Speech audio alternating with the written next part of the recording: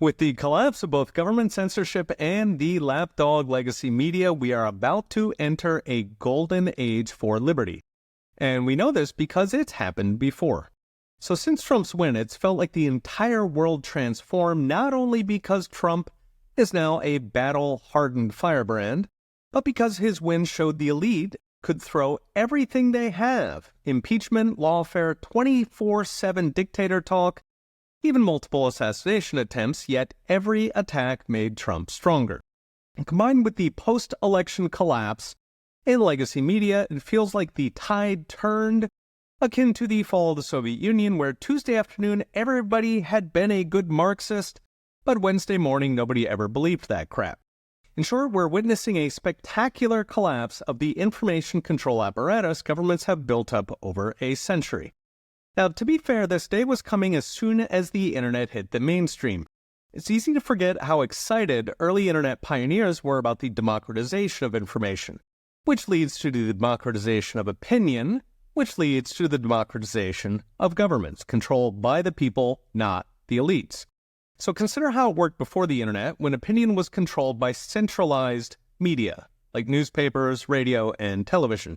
All those technologies united production and opinion, meaning that it took a lot of money to have a voice. Whether it was printing presses and hundreds of delivery trucks, or radio and TV stations with transmission towers across the country, those expenses meant the press was a sitting duck for government intimidation.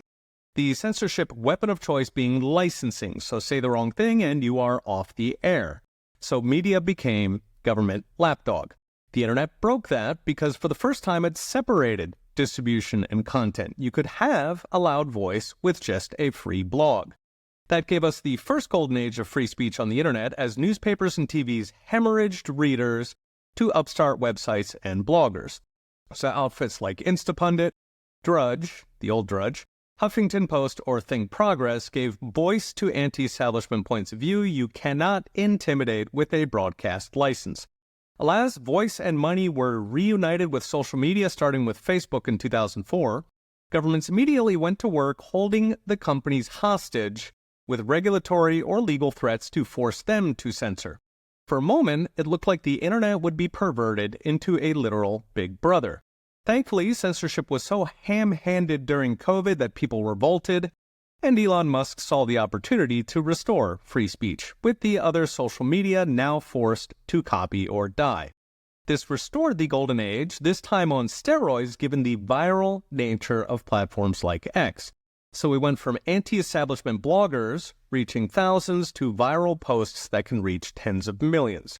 So what's next? Brought to you by Unchained.com. The last comparable moment in history was the Gutenberg printer in the 1500s. Like the internet, it was dangerous because it lowered the cost of communicating, which allowed the spread and organization of dissent against governments.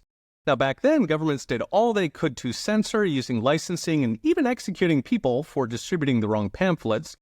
It was bloody, but they ultimately failed spectacularly, forced to grant constitutional rights and political liberties that nobody could have imagined in 1400. This time, it's bloodless so far, and it's going to on a much faster timeline, so decades, not centuries. But if history is a guide, we are about to enter a golden age of liberty. Read the full article with links at profsainange.com. Okay, we'll be watching. See you next time.